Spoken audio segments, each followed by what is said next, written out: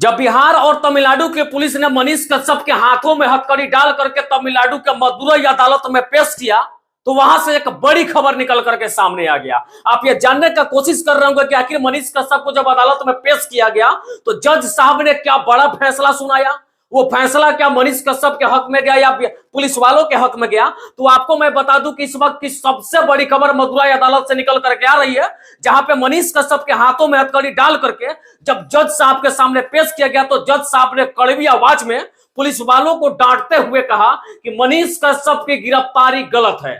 जज साहब ने कहा कि मनीष कश्यप को गिरफ्तार करने की जरूरत नहीं थी। अगर पुलिस वाले ने मनीष कश्यप को गिरफ्तार करके बिहार से सीधा उड़ान भर के तमिलनाडु कोर्ट में पेश कर दिया तो यह गलत तरीका, ऐसा नहीं करना चाहिए था। क्योंकि जज साहब ने कहा कि मेरे नजर में और अदालत के नजर में मनीष कश्यप ने इतना बड़ा कोई घोर अपराध नहीं किया है जिस वजह से उसके हाथों में हथकड़ी लगाने की जरूरत थी। और मनीष कश्यप पे कोई बड़ी फैसला सुनाने की तो बात छोड़िए, अदालत ने उल्टा पुलिस वालों को ही डांटते हुए नजर आया और अदालत ने साफ तौर पे कहा कि मनीष कश्यप की गिरफ्तारी गलत है, उसको गिरफ्तार नहीं करना चाहिए था। हाँ, अगर मनीष कश्यप इस तरीके का कोई काम किया है तो जरूरत थी मनीष कश्यप जैसे लड़कों को पुलिस वाले बुलाते, अपने ऑफिस में बिठाते और प्यार से समझाते कि आपको यह कार्य नहीं करना चाहिए था, अगर किया है तो गलत है। प्यार से समझा करके मनीष को सही रास्ता दिखाने की जरूरत थी। लेकिन मनीष कश्यप के लिए जैसे ही जज साहब ने इस बड़ी फैसला को सुनाया तो पुलिस वालों का मुंह तो लटक गया, लेकिन वही इकलौता मनीष कश्यप ऐसे उस कटघरे में खड़ा थे जिनके चेहरे पे थोड़ी सी मुस्कान आई, क्योंकि वह बार बार कह रहे थे कि मैंने कोई गलत काम नहीं किया है, मैंने फर्जी वीडियो को बढ़ावा नहीं दिया है। आप मेरे सोशल अकाउंट को तलाशना चाहे तो तलाश सकते हैं। और मदुरई कोर्ट में जज साहब ने जैसे यह फैसला सुनाया पुलिस वालों के भी होश उड़ गए। लेकिन मनीष कश्यप को चाहने वाले जितने भी उनके समर्थक थे जो उनके लिए सड़क जाम किए, बिहार बंद किए, उन लोगों के चेहरा पे मुस्कान आई और उनको थोड़ी सी राहत मिली। अब सबसे बड़ी बात यह है कि 4 तारीख को यानी कि 4 अप्रैल को मनीष कश्यप को बेतिया के कोर्ट में पेश करना है। इसके लिए मनीष कश्यप को 3 तारीख को ही तमिलनाडु से फिर वापस बिहार के उसी हवाई अड्डा पे लाना पड़ेगा जहां से उड़ान भर के उनको तमिलनाडु ले जाया गया था।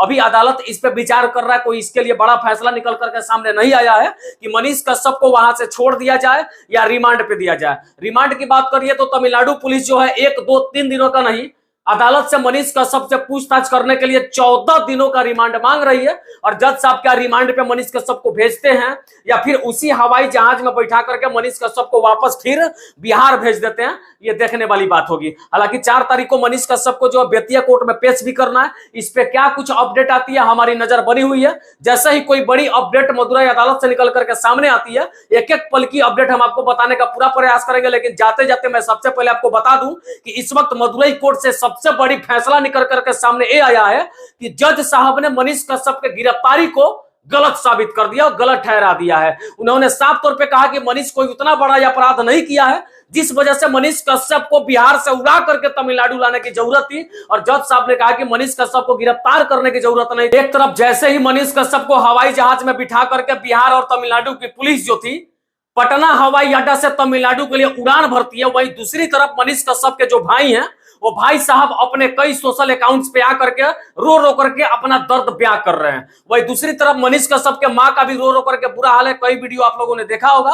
और तीसरी सबसे बड़ी बात यह कि मनीष कश्यप के पिता जो कि एक फौजी हैं, वो फौजी भी अपना छुट्टी कश्मीर से लेकर के वापस बिहार चंपारण अपने गांव में जाकर के रो रो करके उनका भी बुरा हाल हो गया है। सब लोग रो रो करके सोशल मीडिया पे ये कह रहे हैं और अदालत से ये गुहार कर रहे हैं कि कब मेरे बेटा को अच्छी तरीके से फैसला सुना करके और बिना दोषी ठहराए हुए निर्दोष साबित करके अदालत वापस बरी करेगी। इस बात के लिए वे लोग गुहार लगा रहे। दूसरी तरफ देखा जाए तो पुलिस वाले लगातार मुकदमा पे मुकदमा करके मनीष कश्यप को फंसाने का प्रयास कर रहे हैं। और तीसरी तरफ देखिए तो मनीष कश्यप के समर्थकों में भी काफी इस बात को लेकर के जोश खरोश के साथ वे लोग भी गुस्साए हुए हैं और वे लोग भी अलग अलग जगहों पे सोशल मीडिया के अलग अलग अकाउंट से पोस्ट करके मनीष कश्यप का समर्थन कर रहे हैं। वही तीसरी और आगे भी देखा जाए तो कोई ऐसे बड़े बड़े चैनल हैं जो मनीष कश्यप के लिए खबरें दिखा रहे हैं और सोशल मीडिया के भी बहुत सारे पत्रकार इसमें लग करके हर एक पल की अपडेट दिखाने का प्रयास कर रहे हैं। लेकिन आज एक बार फिर मदुरई की अदालत ने साबित कर दिया कि सच में देश में सबसे बड़ा और सबसे सर्वमान्य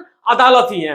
अदालत में चाहे कोई कितना भी बड़ा गुंडा हो, भले वो अपराधी हो, रेपिस्ट हो या मर्डरर हो, चाहे वो बिहार पुलिस वाले हो या तमिलनाडु पुलिस वाले हो, या कोई कितना भी बड़ा अधिकारी और नेता क्यों ना हो, अदालत के सामने किसी की बस नहीं चलती है। जब मनीष कश्यप के हाथों में हथकड़ी लगा करके बिहार और तमिलनाडु की पुलिस संयुक्त रूप से जब तमिलनाडु वापस लेकर के गई, वहां पे पूछताछ करने के लिए लेके गई, तो शायद उन लोगों को लगता होगा कि हम तमिलनाडु के जेल में ही मनीष कश्यप की जिंदगी को खत्म कर देंगे। लेकिन जैसे अदालत में पेश किया गया तो जज साहब ने एक ऐसा फैसला सुना दिया जिसे सुन करके मनीष कश्यप के चेहरे पे तो मुस्कान दिखा, लेकिन पुलिस वालों का मुंह लटक गया। जो सिंघम स्टाइल में बन के गए थे, वो विलेन की स्टाइल में रोते हुए अदालत से फिर वापस चले गए होंगे। बाकी यही बड़ी खबर मैं आपको दिखा रहा था। आगे इस पूरी प्रकरण से जुड़ी क्या कुछ अपडेट आता है, एक एक पल का अपडेट हम आपको दिखाने का प्रयास करेंगे। और जाते जाते फिर बता दें कि 4 तारीख को मनीष कश्यप को बेतिया के कोर्ट में पेश करना है। अब देखना यह होगा कि मदुरई का अदालत क्या फैसला सुनाता है। मनीष कश्यप को पुलिस वालों के लिए 14 दिनों के रिमांड पे देते हैं, या मनीष कश्यप को उसी हवाई जहाज में बिठा करके बिहार पुलिस वापस फिर बिहार लेकर के आ जाती है। इस संबंध में जो भी अपडेट आएगा हम दिखाने का प्रयास करेंगे। आगे की और अपडेट के लिए आप जुड़े रहिए हमारे साथ। तब तक के लिए जय हिंद।